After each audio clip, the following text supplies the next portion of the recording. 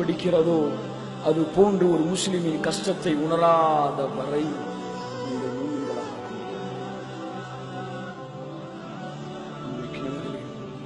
அங்கே நம் சகோதரன் கொல்லப்படுகிறார், அங்கே நம் தாய் கொல்லப்படுகிறார். ஏற்றுக்கொள்ளவில்லை. அவர்களை சகோதரர்களாக, அவர்களை உங்கள் உறவினர்களாக, அவர்களை நம்முடைய தாயாக, நம்முடைய பெற்றோர்களாக, நம்முடைய பிள்ளைகளாக நாம் அங்கீகரிக்காத வரை நாளை மறுமையிலே சொர்க்கத்தின் வாடையை கூட முடியாது. அங்கே நம் சகோதரன் கொல்லப்படுகிறான், நம் சகோதரன் ரத்தங்கள் ஓட்டப்படுகிறது, நம் தாயுடைய பிணங்கள் மிதந்து கொண்டிருக்கிறது அந்த நாட்டிலே. ஆனால் நாம் நிம்மதியாக உறங்கிக் கொண்டு தூங்கிக் கொண்டிருக்கிறோம், நிம்மதியாக சாப்பிட்டுக் கொண்டிருக்கிறோம், நிம்மதியாக வாழ்ந்து கொண்டிருக்கிறோம். எந்த கவலையும் இல்லை, எந்த கஷ்டமும் இல்லை. யார் இருந்தால் எங்களுக்கு என்ன? அவர்கள் அந்த நாட்டிலே போர் புரிகிறார்கள், அவர்களுக்கு தான் கடமை, எங்களுக்கெல்லாம் கடமை இல்லை என்று மமதையிலே இருக்கிறோமே. அல்லாஹ்வுடைய தண்டனை அந்த நாட்டிலே வந்ததை போன்று இந்த நாட்டிலே வருவதற்கு எத்தனை நேரங்களாகும்? அல்லாஹ் எதிரிகளை நம் மீது சாட்டுவதற்கு, பாசிச பயங்கரவாதிகளை நம் மீது அல்லாஹ் திரிப்பதற்கு, மற்றொரு பாபர் மஸ்ஜித் இடிப்பதற்கு இன்னும் எத்தனை மணி நேரங்கள் ஆகும்? விழிக்கவில்லை. இன்னுமா உறங்கிக் கொண்டிருக்கிறோம்? இன்னுமா சுகம் அனுபவித்துக் கொண்டிருக்கிறோம்? இன்னுமா அல்லாஹ்வுடைய மார்க்கத்தை பின்பற்றாமல் இந்த பூமியிலே வாழ்ந்து கொண்டிருக்கிறோம்? நம்முடைய தாய், நம்முடைய சகோதரர்கள், அவர்களின் ரத்தங்கள் ஓட்டப்படுவது நம்முடைய ரத்தங்கள் ஓட்டப்படுவதற்கு சமம். அவர்களுடைய பிள்ளைகள் கொலை செய்யப்படுவது நம்முடைய பிள்ளைகள் கொலை செய்யப்படுவதற்கு சமம். அவர்களுடைய சகோதரர்கள் கொல்லப்படுவது நம்முடைய சகோதரர்கள் கொல்லப்படுவதற்கு சமம். ஆனால் நம்முடைய நிலைமை ஜிஹாதை விடுங்கள். அவர்களுக்காக அல்லாஹ்விடத்திலே கையேந்தி, யா அல்லாஹ் அவர்களுக்கு இரக்கம் காட்டுவாயாக. என் சகோதரர்கள் கொல்லப்படுகிறார்கள், என் தாய் கொல்லப்படுகிறாள், என் மனைவி கொல்லப்படுகிறாள், என்னுடைய தாய், என்னுடைய சகோதரனின் மனைவி கொல்லப்படுகிறாள், என்னுடைய பிள்ளைகள் இரத்தங்களாக இழந்து கொண்டிருக்கிறார்கள். அவர்கள் உடல்களிலே துப்பாக்கி குண்டுகள் துளைக்கப்பட்டிருக்கின்றன, அவர்கள் கழுத்துகளிலே நஸ்ரானி யகூதி ஷியாக்களின் கால் தரங்கள் படிந்திருக்கின்றன. யா அல்லாஹ் அவர்களை பாதுகாப்பாயாக என்று ஒரு முறை வாயிலாவது பிரார்த்தனை செய்த முஸ்லிம்கள் இந்த தமிழ்நாட்டிலே வாழ்கிறார்களா? ஏதாவது தங்களுடைய இயக்கத்தை பற்றி பேசிவிட்டால், தங்கள் இயக்கத்தில் உள்ள ஒருவனை அடித்து விட்டால் போர்க்கடிகளை தூக்கிக் கொண்டு நாட்டையே முற்றுகையிடும் அளவிற்கு போராட்டம் நடத்தக்கூடிய இந்த முஸ்லிம் இயக்கங்கள் எல்லாம் என்ன செய்து கொண்டிருக்கிறது? அவர்களின் நோக்கங்கள் எல்லாம் எங்கே சென்று கொண்டிருக்கிறது?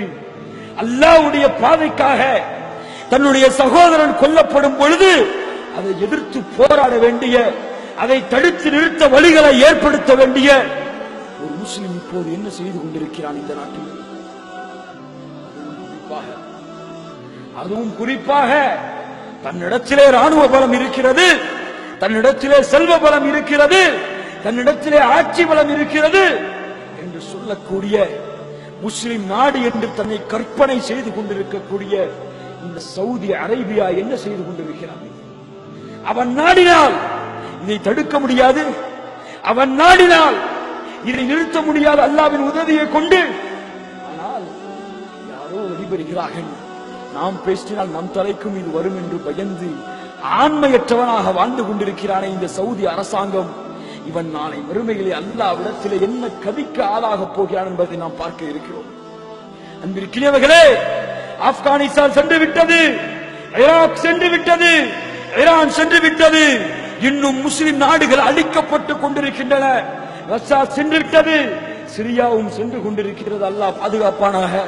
நாளை இந்த முழு உலகமும் அவர்களின் கரங்களிலே வருவதற்கு முன்னால் விழித்துக் கொள்வோம், ஈமானை பாதுகாத்துக் கொள்வோம், இஸ்லாமை பேணிக் கொள்வோம், அல்லாஹ்வுடைய உதவியுடன் வாழ்வோம், அல்லாஹ்வுடைய உதவியுடன் நம்முடைய வாழ்க்கையை கழிப்போம். காலை எழுந்ததில் இருந்து இரவு தூங்கும் வரை அல்லாஹ் அல்லாஹ் லா இலாஹ இல்லல்லாஹ் என்ற முழக்கத்தின்படி பேசுவோம், வாழ்வோம். அப்படி வாழ்ந்தால்தான் இந்த சூழ்ச்சிகளை எல்லாம், இந்த யகூதிகளின் வலைகளை எல்லாம் நாம் அடக்க முடியும். அப்படி வாழாத வரை இந்த வலையிலே அகப்பட்டுக் கொண்டிருக்கக்கூடிய மக்களாக நாம் மாறிக்கொண்டே இருக்கிறோம். பிரார்த்தனைகளை நினைவுபடுத்துங்கள். உங்களுக்கு தெரிந்த சகோதரர்களுக்கு சொல்லிக் கொடுங்கள். முஸ்லிம் நாடுகளிலே முஸ்லிம்கள் நடத்தப்படும் நிலைமையை எடுத்துச் சொல்லுங்கள். அவர்களையும் துஆ செய்யும்படி சொல்லுங்கள். நீங்களும் அல்லாஹ்விடத்திலே அழுதவர்களாக, அல்லாஹ்வின் முன்னணிகளே தொழுதவர்களாக, அவர்களுக்காக நோன்பு நோற்றவர்களாக, அல்லாஹ் நமக்கு கடமையாக்கி இருக்கக்கூடிய ஜிஹாதை செய்யுங்கள். அவர்களுக்காக செல்வங்களை அனுப்புங்கள். அவர்களுக்காக உங்களால் முடிந்த உதவியை செய்யுங்கள். அவர்களுக்காக 24 மணி நேரமும் அல்லாஹ்விடத்திலே பிரார்த்தனையிலே இருங்கள். அவர்களுடைய பிள்ளைகளுக்காக, அவர்களின் மனைவிமார்களுக்காக, அவர்களின் தாய்களுக்காக அல்லாஹ் மன்னிப்பானாக. நம்முடைய தாய்க்காக, நம்முடைய பிள்ளைகளுக்காக, நம்முடைய சகோதரர்களுக்காக அல்லாஹ்விடத்திலே கரமேந்தி பிரார்த்தனை செய்யுங்கள். யா அல்லாஹ், யகூதிகளின் நஸ்ரானிகளின் சூழ்ச்சிகளை நிறுத்துவாயாக. ஷியாக்களின் அட்டூழியத்தை நீ ஒழிப்பாயாக. சிரியாவிலே அழியக்கூடிய முஸ்லிம்களை நீ பாதுகாப்பாயாக. சிரியா தேசத்தை முஸ்லிம்கள் ஆட்சி நடத்தக்கூடிய தேசமாக மாற்றுவாயாக. சிரியா தேசத்திலே லா இலாஹ இல்லல்லாஹ் என்ற முழக்கத்தை நீ ஊன்றுவாயாக. சிரியாவிலே வாழக்கூடிய யகூதிகளையும் நஸ்ரானிகளையும் ஷியாக்களையும் அந்த நாட்டிலிருந்து அடித்து துரத்துவாயாக. அவர்களை கேவலப்படுத்துவாயாக. அவர்களை இந்த மண்ணுக்குள் புதைப்பாயாக. எப்படி ஃபிரௌனை அழித்தாயோ, எப்படி நம்ரூஜை அழித்தாயோ, அது போன்று நீ பஸாரையும் அழிப்பாயாக. முஸ்லிம்களை கொன்றொழித்த அவனை விட்டுவிடாதே ரப்பே. உன்னுடைய ஆட்சியை நீ நிலைநிறுத்து. உன்னுடைய அதிகாரத்தை நீ காட்டு. உன்னுடைய ஆட்சி பலத்தை நீ காட்டு. அவர்களுக்கு இஸ்லாம் என்றால் என்னவென்று புரியவை. உன்னுடைய சக்தி என்றால் என்னவென்று புரியவை. உன்னால் என்ன செய்ய முடியும்? உங்கள் அல்லாஹ்வால் என்ன செய்ய முடியும்? செய்து கொள்ளட்டும் என்று சவால் விடக்கூடிய அந்த பஸாரை யா அல்லாஹ் உன்னுடைய ஆட்சியை காட்டி நீ அழித்து காட்டு. உன்னுடைய படைகளை அழித்து நீ அழித்து காட்டு. அவர்களை நீ யார் என்பதை ஃபிரௌனை புரிய வைத்தது போல், நம்ரூஜை புரிய வைத்தது போல், காரூனை புரிய வைத்தது போல் அந்த பஸாருக்கு நீ யார் என்பதை புரிய வைப்பாயாக. யா அல்லாஹ், முழு உலகத்திலே வாழக்கூடிய முஸ்லிம்களுக்கு வெற்றி அளிப்பாயாக, கண்ணியத்தை அளிப்பாயாக. எல்லா சகோதரர்களையும் நிம்மதியாக உன்னுடைய லா இலாஹ இல்லல்லாஹ் கலிமாவிலே வாழ்ந்து அதன்படி மரணிக்க வைப்பாயாக. யா அல்லாஹ், நீ ஜிஹாதை கொடுத்தாலும் யகூதிகளையும் நஸ்ரானிகளையும் மஜூசிகளையும் முஸ்லிம்களுக்கு எதிராக நீ திரப்பி விட்டாலும், அவர்களுக்கு எதிராக போர் தொடுத்து சஹாபாக்கள் எப்படி ஜிஹாதிலே மரணித்தார்களோ அது போன்று மரணிக்கக்கூடிய பாக்கியத்தை எங்களுக்கும் கொடுப்பாயாக. யாருடைய உள்ளத்திலே ஜிஹாதுடைய ஆசை இல்லையோ அவன் முனாஃபிக்காக இருக்கிறான் என்று அல்லாஹ்வுடைய தூதர் சொன்னார்களோ அது போன்ற ஆசைகளை விட்டு என்னை நீக்குவாயாக. யா அல்லாஹ், உன்னுடைய பாதையிலே நீ வாழ்ந்து மரணிப்பதற்கு வாய்ப்பளிப்பாயாக.